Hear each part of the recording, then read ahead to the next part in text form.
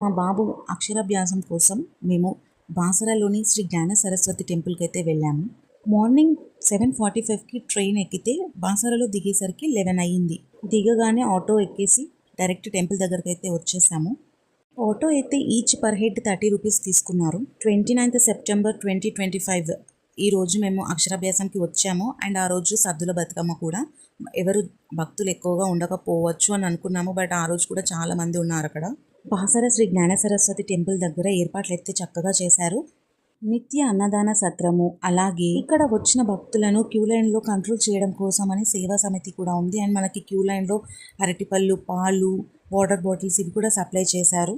Nizamabad municipal corporation వాళ్ళు gents and లేడీస్కి toilets కూడా అరేంజ్ చేశారు. అండ్ మనకి ఇక్కడ ఫైర్ ఇంజిన్ కూడా ఉంది. అండ్ ఇక్కడ అమ్మవారిని దర్శించుకోవాలంటే ఫ్రీ లైన్ కూడా ఉంది. అండ్ స్పెషల్ దర్శనం కోసం 300 రూపీస్. మేము అక్షరాభ్యాసం చేయించుకుంటున్నాం కాబట్టి 1000 రూపీస్ టికెట్ తీసుకొని లోపలికి అయితే వెళ్ళాము.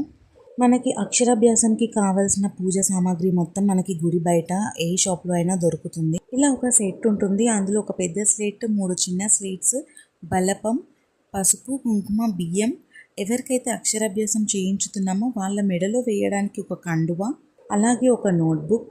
ఈ సెట్ కాస్ట్ వచ్చేసి 350 రూపీస్. అలాగే 2 పూలదండలు, ఒకటి పలక చుట్టూ పెట్టడానికి, ఇంకొకటి అక్షరాభ్యాసం చేయించుతున్న వాళ్ళ మెడలో వేయడానికి. వీటి కాస్ట్ వచ్చేసి 150 రూపీస్. ఇంకా ఇలాగా అక్షరాభ్యాసం అయిపోయి అమ్మవారి దర్శనం చేసుకొని బయటికి వచ్చిన తర్వాత చూసారా ఎంత పబ్లిక్ ఉన్నారో. గుడి నుంచి బయటికి ఎగ్జిట్ అయిన తర్వాత రైట్ సైడ్లో పైకి వెళితే అమ్మవారి మాంగాలి టెంపుల్ ఉంటుంది.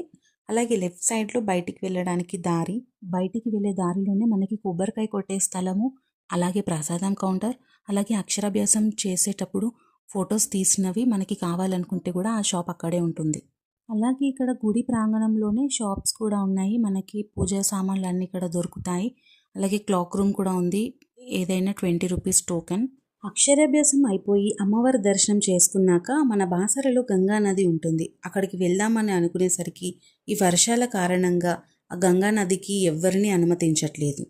అట్ లాస్ట్ అమ్మవారి దర్శనం అయిపోయే వరకు 1:30 PM అలా అయ్యింది. సో మేము ఇంటి నుంచి ఫుడ్ ప్రిపేర్ చేసుకొని తెచ్చుకున్నాం కాబట్టి అక్కడే గుడి లోపలే కూర్చొని తినేసాము. గుడి నుండి కంప్లీట్గా బయటికి వచ్చేసిన తర్వాత మనకి రైట్ సైడ్లో వేద మహర్షి ఆలయం కూడా ఉంటుంది.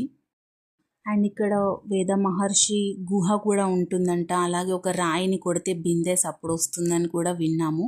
కానీ అక్కడికైతే ఇప్పటివరకు వెళ్ళలేదు. ఇంకా ఫైనల్లీ 2:45 PMకి ట్రైన్ టైమింగ్ ఉండే. సో ఆ టైం కల్లా రైల్వే స్టేషన్కి అయితే వచ్చేసాము.